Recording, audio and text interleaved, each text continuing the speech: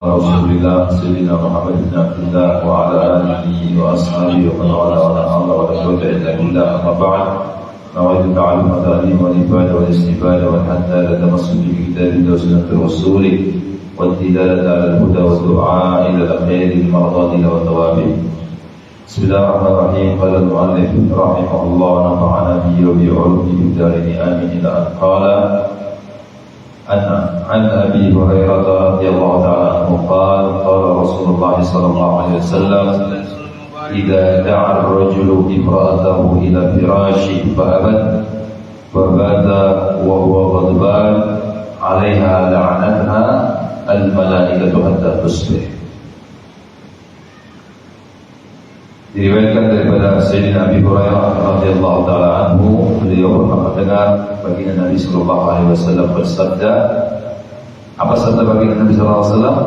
Beliau bersabda, "Idza da'a ar-rajul imra'atahu ila firashi."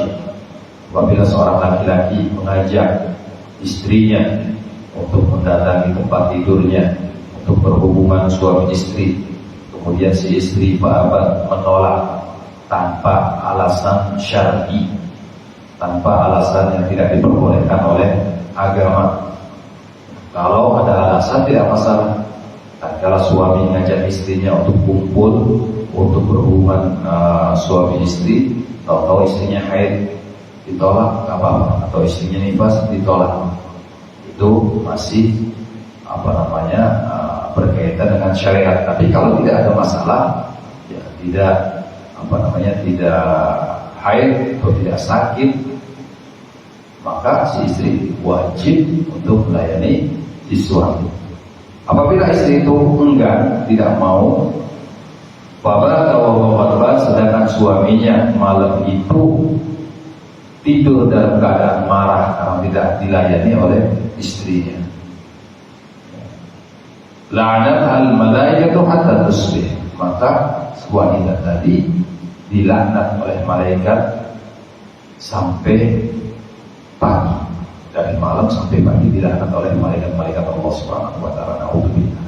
Maka dari itu, apabila ada seorang istri yang apabila diajak untuk berhubungan suami istri tanpa ada sabab yang menghalanginya, maka dia wajib hukumnya menuruti suaminya. Rawahu Ahmad. Hadis ini diriwayatkan oleh Imam Ahmad.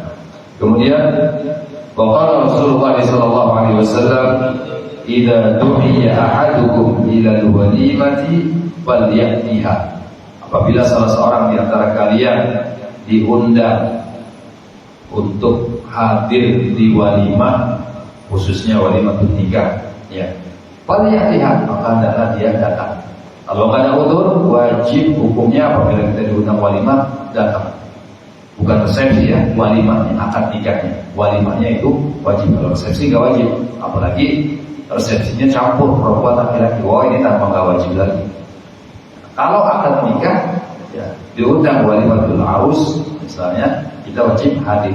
Tapi kalau nggak diundang datang, namanya tufaili, itu haram juga. Gak boleh apabila kita nggak diundang terus kita datang, itu nggak boleh, haram. Itu namanya tufail. Tufail itu apa istilah kita bahasa Indonesianya, kekanak-kanakan. Nggak diundang tapi datang, tufail. Jadi kalau kita diundang untuk menghadiri walimah, maka kita harus datang. Wajib hukumnya datang kalau tidak ada udzur. Kalau ada udzur, sakit atau bepergian, maka dia tidak masalah apabila tidak hadir undangan walimah tersebut. Rawahul Bukhari wa Muslim. Hadis riwayat Imam Bukhari dan Imam Muslim. Wa qala Rasulullah sallallahu alaihi wasallam, "Idza dakhala ahadukum al-masjid falyarka' rak'ataini qabla an yajlis." Baginda Nabi sallallahu alaihi wasallam bersabda, apabila salah seorang di antara kalian masuk masjid, maka hendaklah dia melakukan falyarka' ruku', hendaklah dia melakukan sholat terlebih dahulu qabla ayyajlis, sebelum dia duduk. Berarti baginda Nabi menyarankan kita, menyuruh kita untuk melakukan sholat tahiyatul masjid. Ini sunnah daripada sunnahnya baginda Nabi Muhammad SAW. Sebelum kita duduk di masjid, masuk masjid, kemudian ya kita duduk, kita sholat, kemudian kita duduk. Misalnya ada yang bertanya, kalau seandainya lagi khutbah Jumat, ya khotibnya sudah sudah mulai khutbah, kalau kita sholat nggak apa-apa. Bagaimana? Kata ulama, diperbolehkan sholat, ya tapi baca rukunnya saja, biar cepat. Satu, yang pertama begitu. Kalau nggak sempat sholat, duduk tidak apa-apa, tapi diganti dengan bacaan Subhanallah, Alhamdulillah, wala ilaha illallah, Allahu Akbar 4 kali. Ini insya Allah pahalanya sama dengan sholat tahiyatul masjid. Ya, nah, itu. Jadi apalagi kalau misalnya ada acara di masjid, ba'dal asar, kita masuk masjid, sholat ba'dal asar, ya sholat sunnah ba'dal asar hukumnya tidak boleh. Bagaimana? Ya, akhirnya kita duduk baca Subhanallah, la ilaha illallah, Allahu Akbar 4 kali. Nah, itu menyamai insya Allah pahalanya dengan sholat tahiyatul masjid. Kemudian kalau di Mekah bagaimana di Masjidil Haram? Saya lihat nggak ada orang sholat tahiyatul masjid. Memang kalau di Mekah di Masjidil Haram tidak ada tahiyatul masjid. Ya sholat tahiyatul masjid kan, sholat tahiyatul masjidnya diganti tawaf 7 kali. Kalau kita datang ke Masjidil Haram kita tawaf 7 kali. Kalau orang Indonesia baru berangkat umrah, baru berangkat haji sampai Masjidil Haram, saking senangnya masuk Masjidil Haram sholat tahiyatul masjid, diketawain sama orang sana. Ya, karena tidak ada sholat tahiyatul masjid. Tahiyatul masjidnya apa? Tawaf. Kalau di Makkah, kalau Masjid Nabawi ada tahiyatul masjid. Tapi kalau khusus di Makkah, tahiyatul masjidnya diganti dengan tawaf. Ini hadis ya rawahu jamaah. Hadis riwayat beberapa imam daripada Imam ahli hadis disebut jamaah. Kemudian kalau Rasulullah sallallahu alaihi wasallam bersabda baginda Nabi Muhammad sallallahu alaihi wasallam, "Idza dakhala syahrul Ramadan, futihat abwaabus sama." Apabila datang bulan Ramadan, maka dibuka pintu langit oleh Allah Subhanahu wa taala. Pintu langit dibuka oleh Allah Subhanahu wa taala.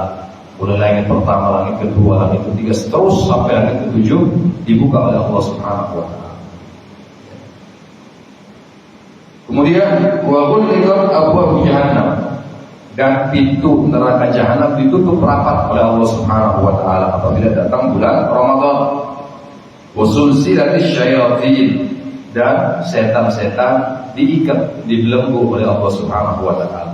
Bahkan dalam riwayat lain, wa sufilatis syayatin, ya, setan itu diikat kemudian dilemparkan ke tengah laut kalau sudah bulan Ramadan oleh Allah Subhanahu wa taala, dikurung di tengah laut. Makanya hadirin ya yang suka mancing, kalau bulan Ramadan jangan mancing ke laut, nanti takut kesambet. Ya, takut kesambet karena tempatnya setan dikurung di tengah laut oleh Allah Subhanahu wa taala kalau sudah datang bulan Ramadan. Karena Allah Subhanahu wa taala memuliakan umatnya baginda Nabi Muhammad sallallahu alaihi wasallam agar setan itu tidak bisa mengganggu ibadah puasanya umat baginda Nabi Muhammad sallallahu alaihi wasallam, agar mereka bisa khusyuk, ya bisa fokus di dalam ibadah puasa Ramadan. Ya. Kemudian ada yang tanya, "Bib, kan bulan Ramadan setan diikat semua?" Iya, betul. Kemudian bagaimana kalau ada orang-orang yang siang Ramadan tidak puasa? Nah, itu bedanya. Dulu zaman saya kecil, ya bapak-bapak, kalau melihat ya di jalan dekat lewat kuburan dan lain sebagainya, kalau melihat orang pakai putih-putih misalnya, kemudian kita lihat kakinya dulu, kakinya ada apa enggak? Kalau nggak ada kakinya berarti hantu, kita lari, setan, lari. Tapi kalau zaman sekarang beda. Ya kalau sudah bulan Ramadan, siang-siang badannya nggak kelihatan, kakinya pada kelihatan. Warungnya ditutup separuh, yang kelihatan kaki semua. Kalau sudah makan siang, kalau ditanya, "Pak, KTP-nya mana?" Islam, tapi nggak puasa. Nah, ini kalau sudah bulan Ramadan, setannya kebalik. Kalau dulu nggak kelihatan kakinya, sekarang nggak kelihatan badannya. Nah, jadi kalau bulan Ramadan ini, ya mereka yang tidak berpuasa, tidak berbuat saleh, tidak beribadah kepada Allah Subhanahu wa taala, mereka tergoda oleh dirinya sendiri, oleh hawa nafsu yang ada di dalam jiwanya. Nah, ini tergoda dengan hawa nafsu. Karena setan tidak bisa menggoda. Setan memang dikhususkan oleh Allah Subhanahu wa taala di penjara kalau sudah datang siang Ramadan. Seperti orang yang tidak berpuasa, ya, tidak beribadah di bulan Ramadan, itu termakan daripada bujukan hawa nafsu. Karena kita sama-sama tahu dan Al-Quran disebutkan inna nafsa la'amaratun bisu.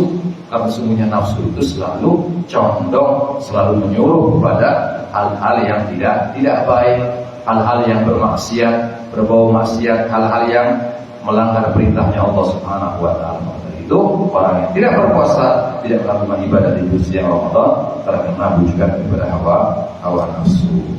Rawahu Syaikhani, hadis riwayat Imam Bukhari dan Muslim. Wallahu a'lam bishawab. Insyaallah kita lanjutkan di pertemuan yang akan datang.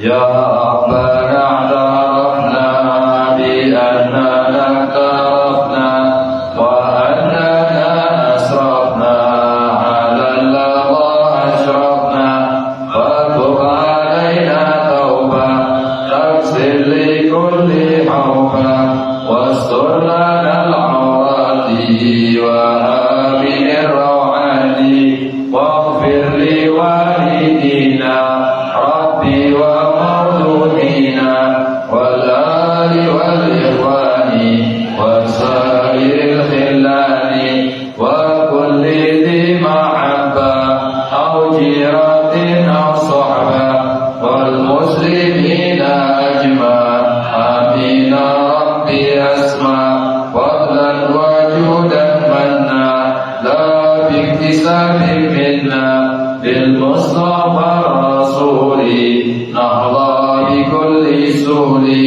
salla wa sallam rabbi alaihi abdal abdi wa alihi wa sahbi idadat tashis sahbi wal abdu lil ilahi bil bad'i wad danahi ربنا بما علمتنا رب علمنا الذي ينفعنا رب وقنا وبلغنا وكرمنا نبينا من كل وانت وضعك رب وفقنا وفقنا لما ترقضي ونحن كرم ورزق كل على الذي وقنا لا استطيع من حضر الجنة ونفع الرجال ربنا صل لنا كل شؤون بلا بإسلامك العيون وقنا ربنا كل دير قبل أن تأتينا رسل من ونبي البير وصراطك ومن سدى رسولة الله لنشى المصطفى وعن الحديث عنه الأخرى في كتاب الدين الناس الشفاء وعلى الآل الكرام الشرفاء وعلى صحب المصاب الغراء اللهم اهدنا بهداك واجعلنا ممن ساروا برضاك ولا توالنا وليا سواك ولا تجعلنا من خالف امرك وعصاك وحسبنا الله ونعم الوكيل ولا حول ولا قوه الا بالله العلي العظيم صلى الله عليه وسلم محمد وعلى اله وصحبه وسلم الحمد لله رب العالمين.